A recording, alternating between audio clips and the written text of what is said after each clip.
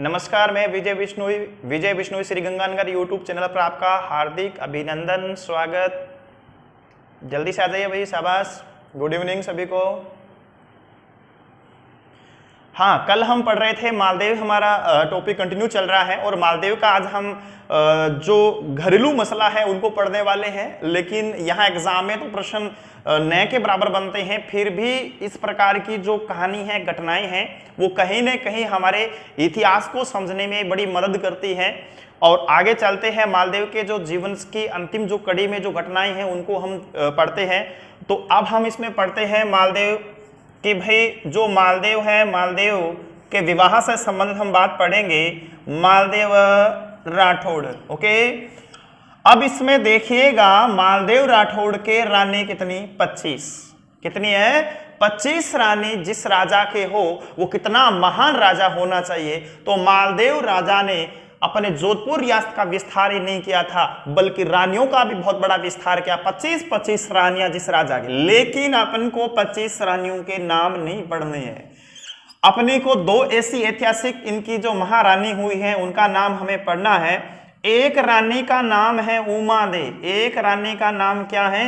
उमा दे है। और दूसरी रानी का नाम है स्वरूप दे। यानी दो महत्वपूर्ण है, एक का नाम उमा दे, दूसरे का स्वरूप दे है। लेकिन उमा दे को ज्यादातर लिखा हुआ मिलता है रूठी रानी। क्या लिखा हुआ मिलता है? रूठी रानी के नाम से मिलती है। जिस महिला का नाम उमा दे पत्नी है मालदेव राठौड़ की। लेकिन ये रूठ कर कहाँ चले गई थी साहब? ये अजमेर में चली गई थी। और अजमेर में जो दुर्ग है उसका नाम है तारागढ़। कहाँ चली गई थी ये? अजमेर में, तारागढ़ में। याद रखिएगा, ये रूठी रानी क्यों नाम पड़ा इसका, इसके पीछे कहानी है। अब ये देखिएगा, ये उमा दे है। उमा दे के पिता का नाम क्या था? राव लूणकरण था। इसके पिता थे, उसका नाम क्या है? राव लूणकरण। यानी राव लूणकरण है, राव लूणकरण की पुत्री है। और ये राजा कहाँ के थे? जैसलमेर रियासत के राजा, जिसका नाम राव लूणकरण। राव लूणकरण की पुत्री उमा दे। और उमा दे की शादी होती है मालदेव जी से। किससे होती है? मालदेव जी से। आगे इसको पढ़ेंगे कैसे रूठ गई ये।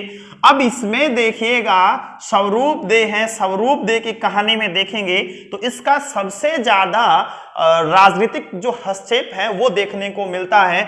इसके एक लड़के का नाम रावचंद्र सेन। क्या नाम मिलेगा?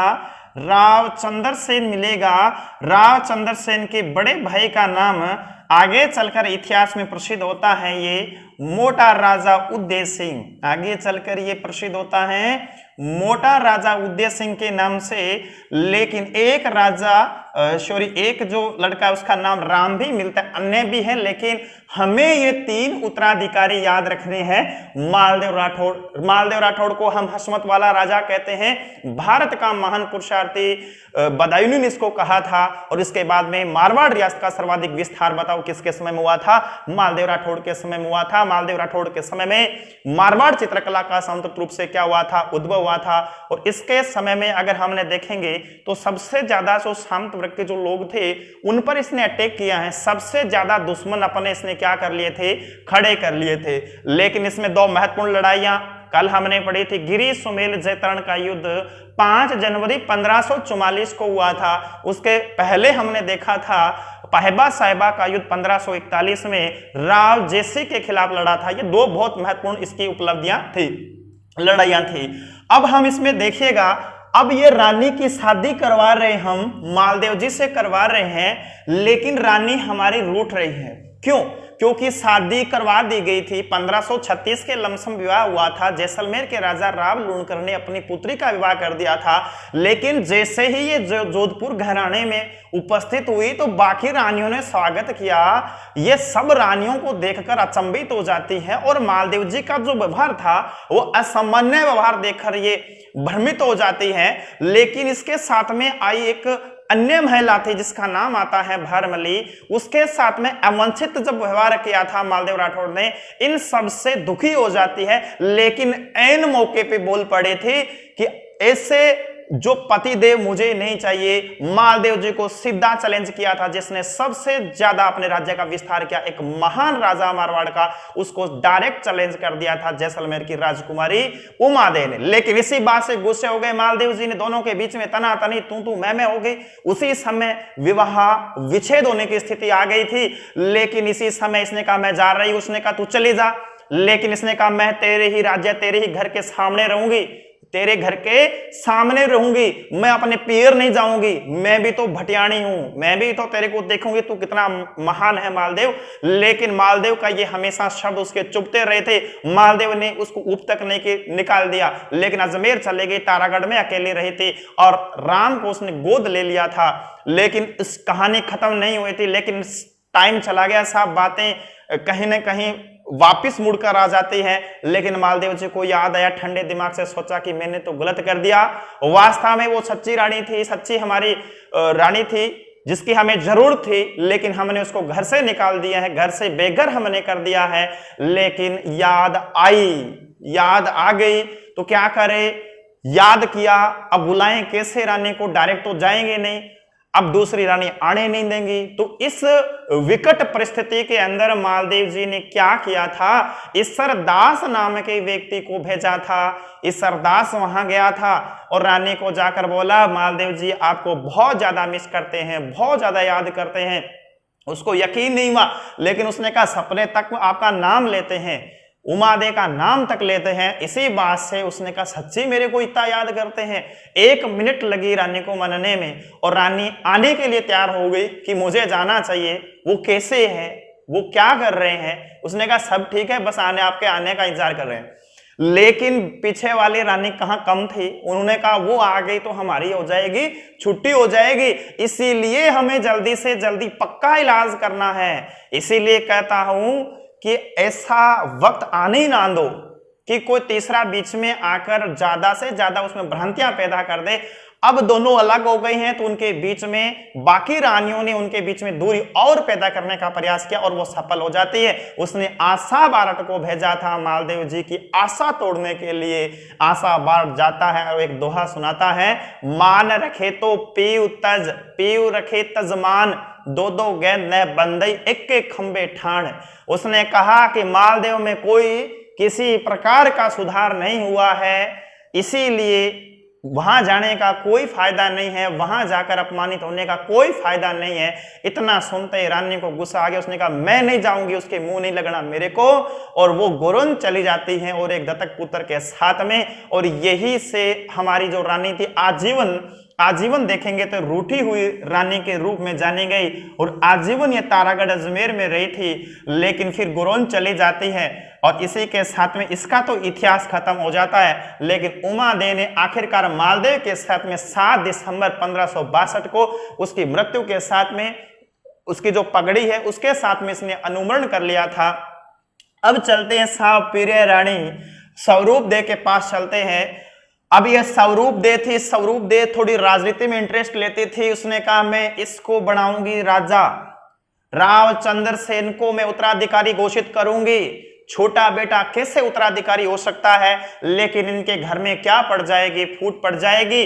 बाकी कहां जाएंगे, बाकी जाएंगे मुगलों के पास में जाएंगे। और आप जानते हो वैसे अगर मालदेव का अगर हम टाइम की बात करेंगे तो ये लगभग 1532 से 62 का टाइम है। मालदेव राठौड़ के मरने का टाइम आ जाता है 1562 में। बताइएगा दिल्ली के अंदर इस समय कौन बादशाह बनकर बैठा है, कमेंट बॉक्स में उत्तर दीजिएगा। उसके पास जाएंगे बाकी ये लोग, यानी किसके पास जाएंगे, अकबर के।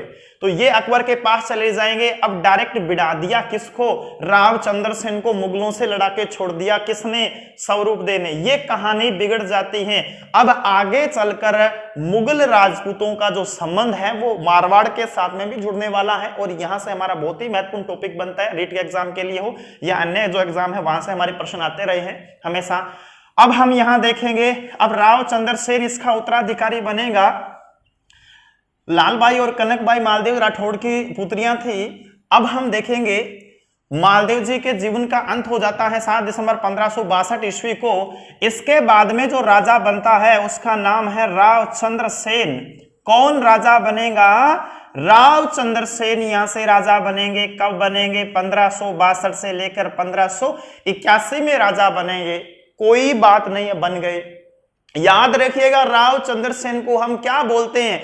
हमेशा ही महाराणा प्रताप के साथ में तुलना करते हैं। जो महाराणा प्रताप ने जो व्यवहार किया था मुगलों के साथ में, वही मारवाड़ के एकमात्र राजा है। ये एकमात्र प्रथम व अंतिम ऐसा राजा जिसने मुगलों को धूल चटाने का काम किया है, जोधपुर घराने की तरफ से काम किया है। उसका नाम क्या है? राव चंद्रसेन। राव चंद्रसेन को हम क्या कहते हैं? महाराणा प्रताप का अग्रगामी कहते हैं, मारवाड़ का महाराणा प्रताप कहते हैं, मारवाड़ का भूला विसरा शासक कहते हैं, राजा कहते हैं, मारवाड़ का वीर स्मृत नायक कहते हैं, जैसे मोहम्मद नैन्सी ने कहा था। तो ये सारी बातें किस पर लागू होती है? याद रखिए, राव चंद्रसेन पर लागू होती है। राव चंद्रसेन ने ही यहां से एक नई शुरुआत की थी। छापामार पद्धति, गुरिल्ला पद्धति को मारवाड़ में अपनाने वाला कौन है? तो वो कौन होगा? राव चंद्रसेन। लेकिन यही प्रश्न राजस्थान के संदर्भ में आपसे पूछ लिया जाए तो उसमें राजा महाराणा उदय सिंह होगा। महाराणा प्रताप के पिताजी ने सबसे पहले इसकी शुरुआत की। लेकिन जोधपुर घराने में किसने शुरुआत की थी? राव चंद्रसेन। अब हम राव चंद्रसेन को किससे भिड़ाएंगे? याद रखिएगा, राव चंद्रसेन की अगर हम बात करेंगे तो इसकी जो डायरेक्ट लड़ाइयां हैं वो किससे होने वाली है? तो मुगलों के साथ में। इसको ध्यान से समझ लीजिएगा, राव चंद्रसेन को एग्जाम में ये टर्निंग पॉइंट बनता है। यहां से हमारे एग्जाम में प्रश्न आते हैं। ठीक है, अब इसमें समय देखिएगा, 1562 से लेकर 81 तक का समय है। ओके, लेकिन इस समय राजस्थान के इतिहास में एक बहुत बड़ी घटना होने जा रही है, उसको थोड़ा ध्यान से समझिएगा, पूरे फैक्ट के साथ में समझिएगा। उस समय नाम आता है नागौर दरबार। क्या नाम आता है? नागौर दरबार। क्या है नागौर दरबार? इसको समझना पड़ेगा। अब इसमें देखिएगा, जो नागौर दरबार है, 3 तारीख थी, 11वां महीना था 1570। ये याद रखिएगा, नागौर दरबार का मतलब नागौर के अंदर मुगल सरकार का प्रशासन लागू हुआ था, या यूं कह सकते हैं अकबर ने स्वयं यहां पर गद्दी लगाई थी। जिस प्रकार आपने देखा होगा कि कई बार मुख्यमंत्री संभागों में आते हैं और संभाग स्तर पर किसी जिले में आकर वहां का पूरा प्रशासन उसका काम करता है, उसके साथ में रहकर। ठीक उसी प्रकार दिल्ली में जो काम होता था वो डायरेक्ट एक दिन के लिए कहां आ गए थे? ये नागौर में आए, राजस्थान के। लेकिन याद रखिएगा, यहां पर किसके, यहां पर काम मुगल बादशाह कौन करेगा? तो ये अकबर है। कौन है ये? यहां अकबर आया है साहब। अकबर को लाने वाला भी बता दूं मैं, अकबर को लाने वाला है भारमल। कौन है? भारमल। और यही वो भारमल है जिसने सबसे पहले मुगल राजपूत संबंध स्थापित किए थे। जिसने सबसे पहले 1562 ईस्वी में जिसने मुगल जो राजपूत संबंध सबसे पहले बने हैं वो राजा भारमल। कहां का राजा है ये? आमेर का राजा है। आमेर बोले तो जयपुर बोल सकते हो, यहां से यहां का राजा है। कौन से राजवंश का राजा था ये? तो याद रखिएगा, ये कछवा वंश का राजा, जिसने सबसे पहले राजस्थान के ओर से, राजपुताना की ओर से, जयपुर या आमेर की ओर से, कछवाओं की ओर से सबसे पहले मुगलों के साथ में संधि की थी। कब? 1562, 20 जनवरी 1562 को। अब यहां देखिएगा, उस समय राजस्थान के तमाम लोगों ने आलोचनाएं की थी कि भाई इसने तो मुगलों के साथ में खाना पीना शुरू कर दिया है, अपनी बहन बेटियों को ब्याहना शुरू कर दिया है। राजस्थान के अलग अलग लोगों ने ताने दिए। इसका प्रतिशोध लेना चाहता था भारमल, भी कम नहीं था। लेकिन आज इसका उचित समय आ गया, अपने जवाई को लेकर आ गया ये नागौर में। लेकिन इस समय समझिएगा, 3 प्रमुख बातें आपको ध्यान रखनी है। यहां से देखिएगा, एक रियासत जिसका नाम है जैसलमेर, एक रियासत जिसका क्या नाम है भाई? जैसलमेर। एक रियासत जिसका नाम है बीकानेर, एक रियासत जिसका नाम है जोधपुर। यहां के राजाओं की बात हम करें तो यहां हमारा राजा राव चंद्रसेन। यहां का राजा कौन भाई? राव चंद्रसेन। बीकानेर का कल्याणमल। बीकानेर का राजा कल्याणमल, राठौड़ है ये कल्याणमल। ओके, जैसलमेर का राजा जिसका नाम आता है हरराय भाटी। ये ध्यान दीजिएगा, ध्यान रखिएगा, राव चंद्रसेन पढ़ रहे हैं, बीच में 1570 की घटना क्यों आ गई साहब, ये जानना बहुत जरूरी है। राजस्थान में इस तारीख को बहुत बड़ा एक अलायंस बन रहा था मुगलों के साथ में, जिस प्रकार आज हमारी केंद्र सरकार है और एक राज्य सरकार है, और ये जो मुख्य पार्टियां होती है ये क्षेत्रीय पार्टियों के साथ में साहब क्या करती है, गठबंधन करती है और अपनी संख्या बढ़ा लेती है। जो गठबंधन की हुई जो छोटी छोटी जो रियासतें बोलो, जो क्षेत्र बोलो, तो वो बड़ी पार्टियां उनको संरक्षण देने का काम करती हैं। तो ठीक इसी प्रकार मुगल राजपूत आधिपत्य क्षेत्र स्थापित करने के लिए अकबर ने एक यहां नीति का पालन किया था। उस नीति को ध्यान में रखिएगा।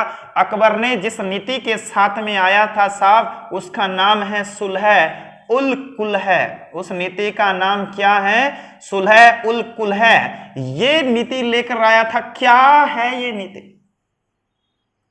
बहुत बड़ा षड्यंत्र हमारे राजस्थान के राजाओं के साथ में 3 तारीख को होने वाला था इस दिन। लेकिन क्या है सुलह? लेकिन इसका अर्थ तो साफ निकलता है, भाईचारे से संधि करना चाहता था। अकबर बड़ा सियाना था कि लड़कर राजपूतों से जीता नहीं जा सकता है, लेकिन इससे पहले जो स्वेच्छा से मेरी अधीनता स्वीकार करे वो इस तारीख को कर सकता है। तो कुछ राजा ऐसे थे जिनकी मजबूरियां थी, जैसे बीकानेर का राजा आप जानते हो राव कल्याणमल है, और कल्याणमल के पिता राव जयसिंह थे, और राव जयसिंह के साथ में जोधपुर के राजा मालदेव राठौड़ ने 1541 में पाइबा और साहिबा का युद्ध में कैसा व्यवहार किया था आप सब जानते हो।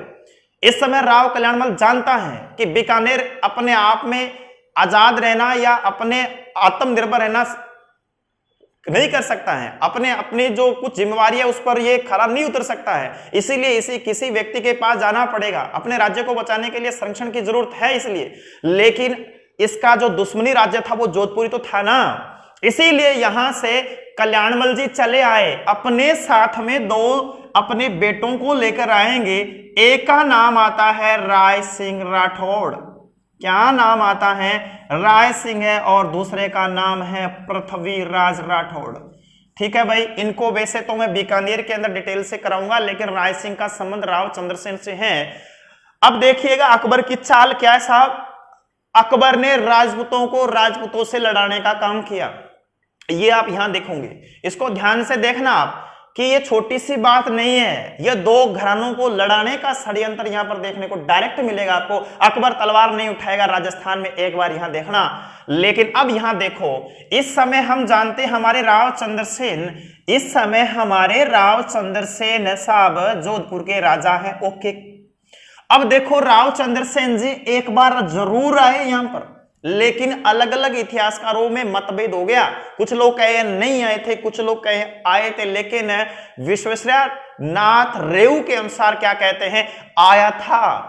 अधीनता स्वीकार करने नहीं आया था, ये निरीक्षण करने के लिए आया था कि किस प्रकार की यहां पर तैयारियां चल रही हैं, क्या क्या यहां प्रस्ताव चल रहे हैं, उनको देखने के लिए आया था। लेकिन यहां से वापस चला गया। उसने कहा मैं आपकी अधीनता स्वीकार नहीं करूंगा। ये मुगलों को ललकारने वाला पहला राजा है, मुगलों को ललकारने वाला पहला, प्रथम, जिसको हम कहते हैं जोधपुर का प्रथम राजा राव चंद्रसेन ने चुनौती दे दी इसी दिन से। लेकिन ये चुनौती छोटी नहीं थी साहब। राव चंद्रसेन के सामने बहुत बड़ी विषम परिस्थिति बन गई थी। इतनी व्यवस्था थी नहीं कि मुगलों का वो सामना कर पाएगा। लेकिन इस व्यक्ति के देखो कितना हौसला था, इसने चुनौती दे दी। राव चंद्रसेन जोधपुर आ गया। लेकिन इसी समय बीकानेर से आया हुआ कल्याणमल भी यहाँ बैठा हुआ था। उसने कहा आज मेरा दाव चल गया बीकानेर की तरफ से जोधपुर घराने पे। वो दाव क्या था? उसका बेटा राय सिंह था। राय सिंह, इस सब लोगों ने मुगलों की अधीनता स्वीकार की, डायरेक्ट कैबिनेट में ले लिया था इसको, यानी डायरेक्ट मनसबदार बना दिया। राय सिंह 1570 में राजा नहीं साहब, 1574 में बनेगा। लेकिन बीकानेर का राजा 1574 में बनने से पहले कैबिनेट यानी मंत्रिमंडल में ले लिया। किसने? अकबर ने। अब इस अकबर ने पावर दी कि राय सिंह बीकानेर का मैं तेरे को भेजता हूं जोधपुर में, किसके खिलाफ? राव चंद्रसेन को मनाना है। अब ये देखो क्या था साहब, बीकानेर की नहीं बनती जोधपुर के साथ में अब यहां थोड़ी सी बात को मैं समझा दूं, आप मेरे को कमेंट बॉक्स में उत्तर देकर बताओ राय सिंह के दादाजी का नाम क्या है। और इधर फिर मैं लिखता हूं कि राव चंद्रसेन के पिताजी का नाम क्या है, राय सिंह के दादाजी का नाम क्या है और राव चंद्रसेन के पिताजी का नाम क्या है, ये बताइएगा मेरे को। देखिएगा, अब यहां देखिएगा, राय सिंह के दादाजी थे राव जेतसी। कौन थे भाई? राव जेतसी थे। इधर हम देखेंगे इसके पिताजी कौन थे, इसके पिताजी थे मालदेव। अब मैं साहब आपको यह पूछ रहा हूं, मालदेव ने किसकी हत्या की थी? राव जेतसी की। इसका मतलब राय सिंह ने सीधा सवाल पूछेगा राव चंद्रसेन से कि तेरे पिताजी ने मेरे दादाजी की हत्या क्यों की। इसी का प्रतिशोध लेने के लिए राव चंद्रसेन मुगलों की तरफ से लड़ने के लिए कहां चला गया था? जोधपुर चला गया था साहब। लेकिन हमारे राव चंद्रसेन के साथ में बहुत कुछ गलत होने वाला था। एक दिन ऐसा आएगा साहब, अपनी सेना का खर्चा चलाने के लिए पोखरण जैसलमेर का जो एरिया है वो भाटियों को ठेके पर देना पड़ जाएगा। ये बहुत बड़ी अलग एक अराजकता का माहौल बनता है मारवाड़ रियासत में। और कुछ लोगों ने ऐसा, इसे भूला बिसरा राजा क्यों कहते हैं, बहुत बड़ा योगदान मारवाड़ के लिए था। जितना महाराणा प्रताप का वीर गाथाएं गाई जाती है उतनी राव चंद्रसेन की नहीं गाई जाती हैं। जो काम इतिहासकारों ने महाराणा प्रताप के साथ में किया वो काम या वो उस तरीके की बातें राव चंद्रसेन के साथ में नहीं की। इसे भूला बिसरा विस्मृत नायक के रूप में इसकी पहचान बन जाती है। अब यहां से समझिएगा, इतनी बातों को आपको समझ में आने चाहिए। अब यहां देखो, अब हम देखेंगे राव चंद्रसेन। राव चंद्रसेन को हमने किसके सामने खड़ा कर दिया? अब आपको समझना है राव हमारा जो बीकानेर का आगामी राजा बनने वाला है राय सिंह।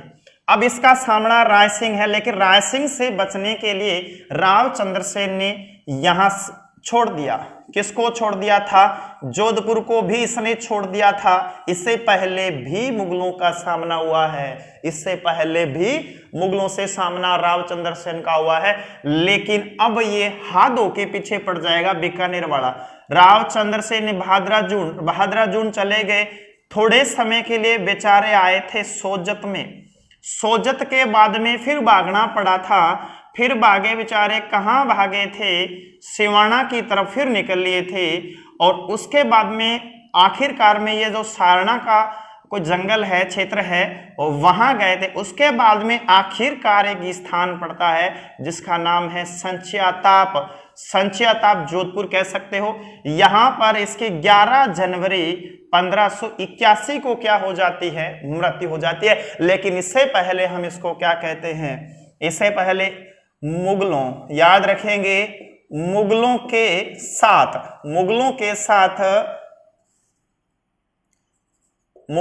साथ अंतिम समय तक युद्ध लड़ने वाला राजा कौन था मुगलों के साथ में? उसका नाम है राव चंद्रसेन। मुगलों की अधीनता स्वीकार नहीं करने वाला भी राव चंद्रसेन था। इसे क्या कहा जाता है?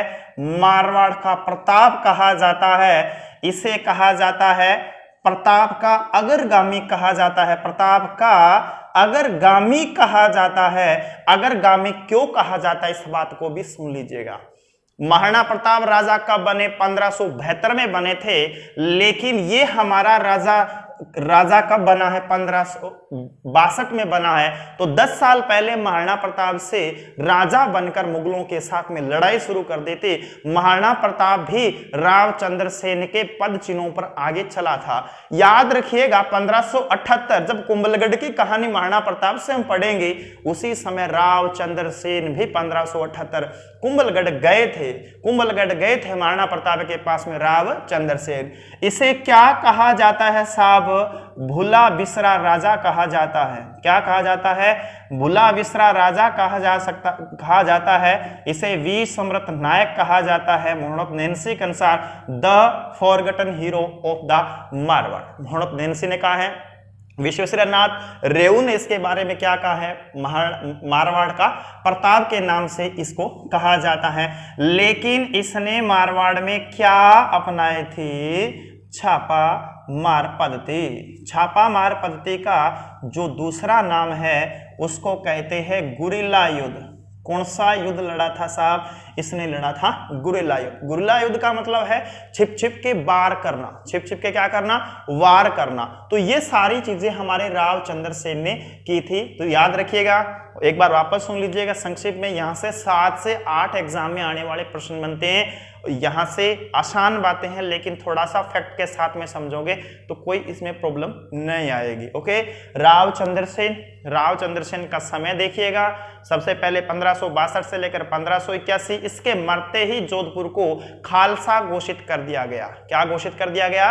खालसा घोषित। ये खालसा क्या होता है? यानी राष्ट्रपति शासन आज जिस स्टेट के अंदर लगता है, ठीक उसी प्रकार पहले अगर केंद्र सरकार का जिस प्रांतीय क्षेत्र पर आधिपत्य होता कुछ समय के लिए, या उसके जो आज का हम बोलते हैं कि भाई संवैधानिक तंत्र विफल होता है, तब राष्ट्रपति शासन हमारे स्टेट के अंदर लगता है, उसके बाद में राष्ट्रपति की शक्तियां काम करती है। तो ठीक प्रकार इस प्रकार जब राजा की ऐसे पर मृत्यु हो जाती है या किसी अभियान के तहत मृत्यु हो जाती है, तो डायरेक्ट उसका क्षेत्र है वो कौन चलाएगा? केंद्र सरकार। और उसके बाद में केंद्र सरकार आगे चलकर उसका उत्तराधिकारी क्या कर देगी? तय कर देगी। लेकिन रावचंद्र सेन की मृत्यु होने के बाद में लगभग 2-3 साल तक यहां पर खालसा घोषित करके अकबर ने रखा था। लेकिन इसकी तुलना हमेशा हमने किससे की है? महाराणा प्रताप से की है। और मुगलों के साथ में अधीनता या मुगलों की अधीनता स्वीकार नहीं करने वाला राजा कौन था? उसका नाम है रावचंद्र सेन। छापामार पद्धति को अपनाने वाला कौन था? रावचंद्र सेन। तो ये भाई मुख्य बिंदु थे रावचंद्र सेन से। बाकी का हम अगली क्लास में करेंगे। और इससे पहले जो हमारी पूर्व की जो भी क्लासें हुई हैं, उसको आप जो बच्चे नए जुड़ रहे हैं तो वो पिछली क्लासों को हमारी जो प्ले लिस्ट है उसके अंदर जाकर देख सकते हैं। और चैनल का नाम हमारा विजय बिश्नोई श्री गंगानगर यूट्यूब चैनल आप सर्च करोगे तो उसमें ये सारी प्ले लिस्ट बना के डाली गई हैं। जो पीछे के जो क्लासें रह गई है तो वहां जाकर भी आप देख सकते हो। और आगामी क्लासों का हमारा शेड्यूल है वो निरंतर जारी रहेगा। किसी भी टॉपिक को हम स्किप नहीं करेंगे। हम एग्जाम को ध्यान में रखकर ही आपको जो विषय वस्तु है वो करवाने वाले हैं। तो आगामी क्लास के लिए तब तक